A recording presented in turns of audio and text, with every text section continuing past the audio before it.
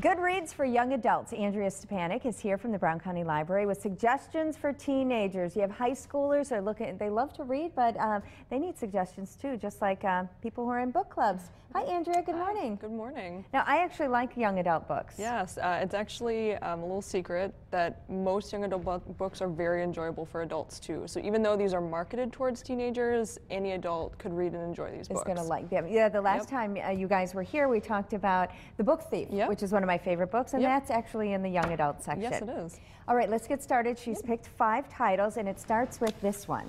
Yeah, The Fault in Our Stars is a new book. It's actually very popular, but just in case anyone missed it, it's actually a real big tearjerker. It's pretty sad. It's about 2 teenagers that have cancer, Hazel and Gus, and they meet in a cancer support group.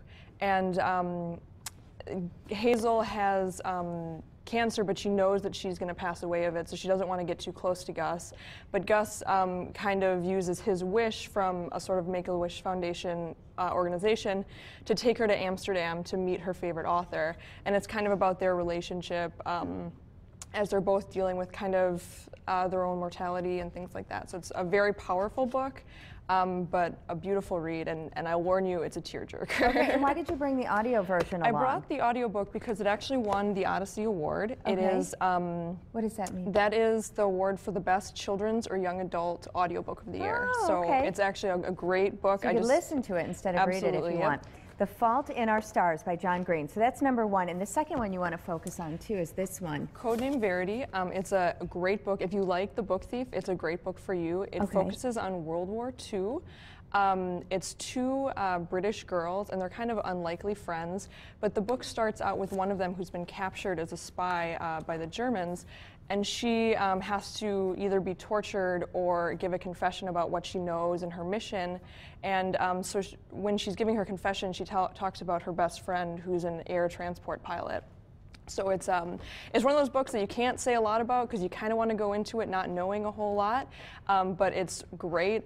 Don't read it late at night because it'll keep you up till 3 in the morning. It's one of those books like you can't put it down. You're a reader, aren't you? Right, so don't start it at like 10 o'clock at night because you won't stop. You want to keep going. A good book for the weekend, maybe. Yep, absolutely. Okay, it is hard to talk about books without giving too much away. Right. But I know you have a couple more here. Let's talk about this one, Grave Mercy. Yeah, it's, I'll tell you the premise, and it sounds crazy. It's about assassin nuns in the 15th century, which sounds really crazy.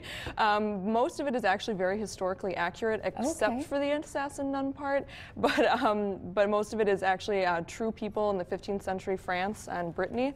And this is the first book in a series, and the second one came out yesterday. So if you're a series reader, it's a great book to start. Okay, and this one intrigued me, just the cover of it. I thought my kids might like that. Serafina? Yeah, that one is kind of more of a fantasy novel. It's a really fun read. If you like Harry Potter, it's a good... That's what I was thinking. Exactly. It's a really interesting take on dragons. Dragons can take on a human form, and it's kind of about a tenuous piece between humans and dragons, and it's very interesting and a great read.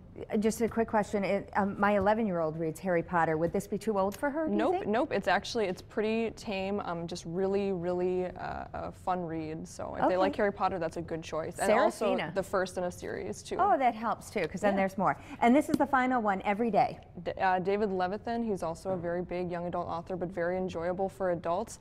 It's kind of a strange premise. It's about someone who's just called A, and every day he wakes up in the body and the life of a different person. So every day is kind of different for him, and he has a policy of not trying to get attached. You know, he just has to live each day and not, you know, make too much of a difference in someone's life until he meets someone's girlfriend and he realizes that he wants to see her every day. So it's kind of his struggle with that. So. Every Day by David Levithan. Levithan. Thanks. Andrea, thanks so much. Oh, no Brown problem. County Library, they're always so helpful there. So if you need more good reads, you can go to our website and we'll link their website for some more titles.